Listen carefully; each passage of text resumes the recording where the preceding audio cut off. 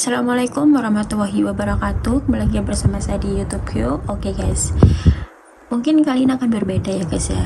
Dan aku akan menayangkan 1 minggu 2 kali video atau cerita mistis yang mungkin akan mewarnai konten-kontenku. Oke, sebelum kita memulai ceritanya, jangan lupa subscribe, like, dan komen. Dan kalian juga bisa mengirimkan cerita-cerita mistis kalian ke emailku yang ada di deskripsi, atau kalian bisa DM langsung di Instagramku yang ada di bio. Oke, kita mulai ceritanya. Andi ngagetin tahu nggak? Untung jantungku nggak copot. Nah, ini dia orang yang sedang ditunggu-tunggu akhirnya tiba. Ada apa nih? Oke guys, kali ini aku akan berperan sebagai narasumber dan kita mulai ceritanya. Wah, kayaknya seru nih. Lagi pada bahas apa sih? Serius amat. Pertanyaan Andi ini sontak mengagetkan sekelompok pria dan wanita yang berjumlah 4 orang tersebut.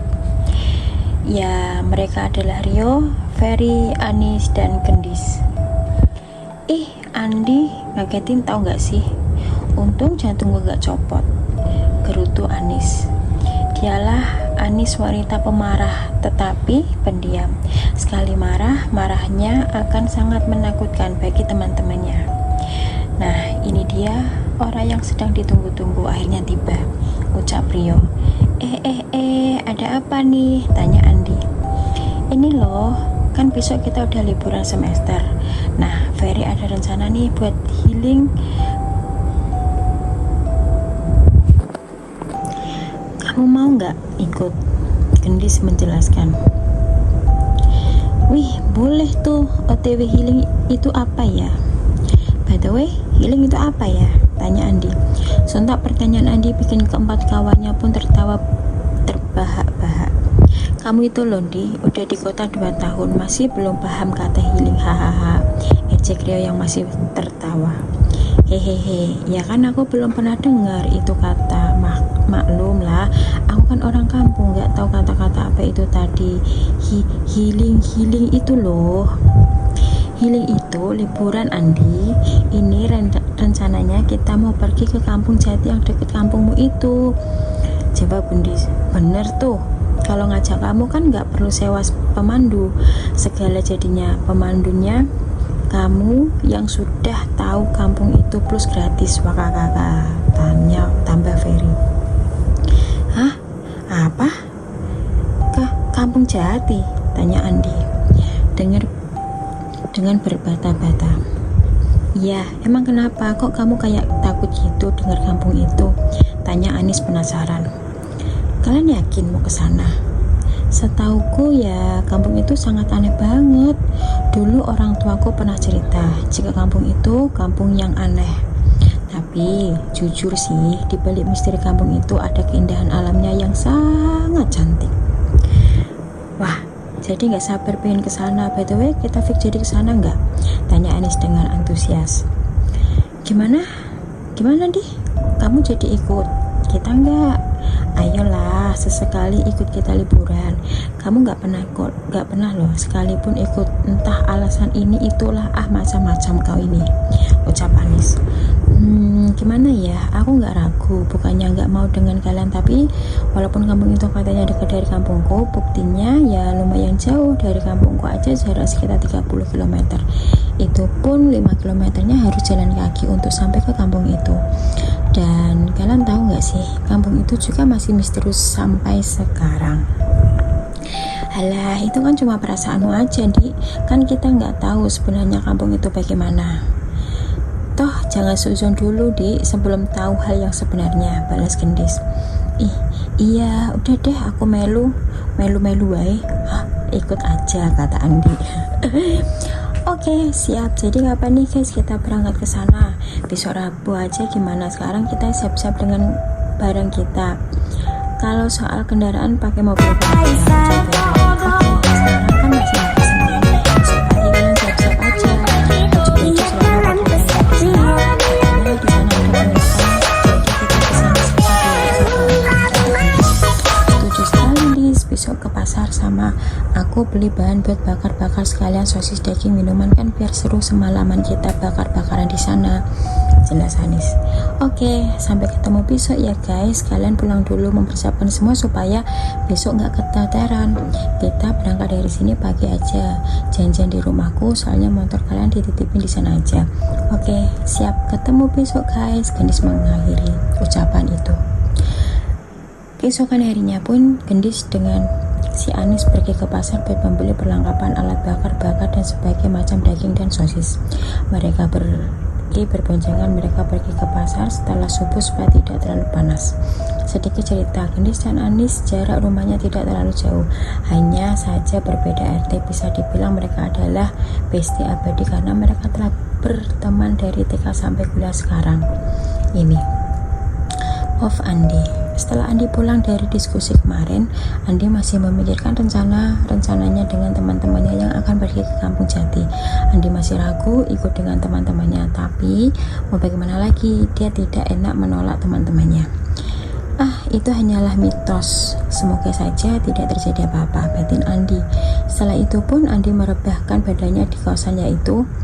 Niatnya hanya mau sekedar berbaring. Andi justru tertidur dengan nyenyak padahal masih jam 5 sore. Konon kata orang zaman dulu tidur sore itu dilarang atau pemali karena bisa menyebabkan gila dan linglung apabila terlalu sering.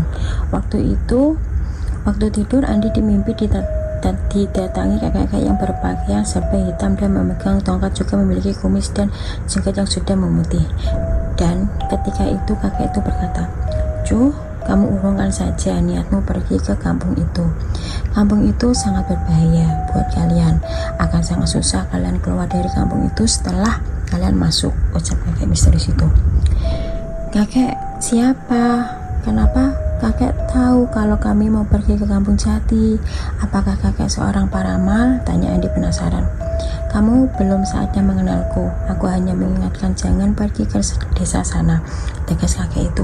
Setelah itu pun Andi bangun dan tidurnya dengan nafas ngos-ngosan seperti habis berlari 10 km. Mimpi apa itu tadi? Kenapa terasa nyata banget? Perasaanku jadi tidak enak. Apakah itu bertanda buruk, batin Andi. Setelah itu pun Andi pergi ke kamar mandi untuk mandi dan melanjutkan untuk sholat maghrib. Maklum Andi didikan orang tuanya untuk tidak meninggalkan perintah agama. Dia sangat taat, tidak pernah satupun ia langgar.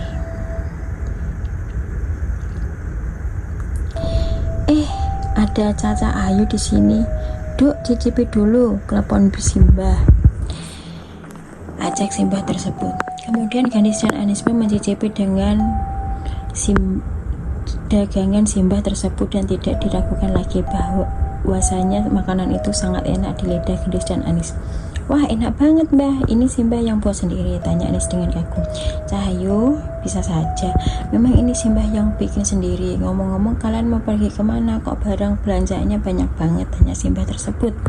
Oh, kami mau pergi liburan ke Kampung Jati Mbah buat ngisi waktu luang, jawab Gendis. Kampung Jati? Kalian benar-benar mau ke kampung sana? Pertanyaan itu pun sontak membuat Gendis dan Anis saling menatap. Memang ada apa Mbah dengan kampung itu? Tanya Anis penasaran. Simbah tidak tahu Cahayu, tapi dulu katanya kampung itu sangat misterius. Ada juga yang mengatakan kalau kampung itu sangat berbeda semenjak ketua adatnya meninggal secara tidak wajar dan digantikan dengan ketua adat lainnya yang entah dari mana asalnya, tetapi bukan orang asli Kampung Jati itu. Konon juga kampung itu sering menumbalkan manusia untuk korban sembahan mereka. Simbah tidak bisa menceritakan lebih banyak karena Simbah hanya tahu itu. Lebih baik kalian batalkan saja niat kalian. Perkataan pedagang telepon tersebut membuat Anis menjadi ragu dan takut kalau cerita tersebut benar-benar ada. Serem banget Dis, batalin aja ya, aku takut nanti di sana malah kenapa-kenapa lagi, ucap Anis dengan takut. Alah, itu hanya mitos, zaman sekarang mana ada hal-hal yang begituan, hahaha, kata Gendis seraya. Tertawa karena merasa lucu Anita percaya dengan hal begitu. Intinya, Simbah sudah memperingatkan kalian untuk tidak pergi ke sana. Kalau kalian tetap nekat, mungkin kalian tidak bisa kembali dengan selamat, ucap Simbah tersebut seakan akan akhir dari perjalanan Anis dan kawan-kawannya. Jangan gitu dong Mbah, kok malah Simbah kayak ngancam gitu? Terserah kami dong mau pergi kemana aja, toh Simba bukan siapa-siapa kami, kata Gendis sambil marah-marah karena menurutnya Simba penjual klepon itu seperti mengancam mereka. Terserah kalian mau bagaimana Cahayu, intinya Simba sudah mewanti-wanti kalian supaya tidak pergi. Itu hak kalian mau mendengarkan nasihat Simba ini atau tidak. Intinya Simba sudah memberitahu kalian, pungkas Simba tersebut dengan lembut. Setelah itu pun Gendis dan Anis membayarnya, lalu akan pulang ke rumah setelah semua peralatan dan bahan sudah dibeli mereka. Di dalam perjalanan, Gendis yang membonceng Anis masih saja mengomel karena Simba penjual klepon tadi. Aku sebel deh, Nis, kenapa? Tadi Simba penjual klepon seakan ngancam kita supaya nggak pergi ke kampung Jati. Udah kayak orang paling bener aja. Ya namanya orang tua, Dis, mungkin Simba tersebut punya pikiran sendiri. Maklumlah namanya orang tua aja, Gendis menenangkan sahabatnya yang masih tersulut emosi. Entahlah, Nis, jawab Gendis. Oke guys, kita akan lanjut part kedua. Kalau video ini banyak yang like dan komen. Thank you.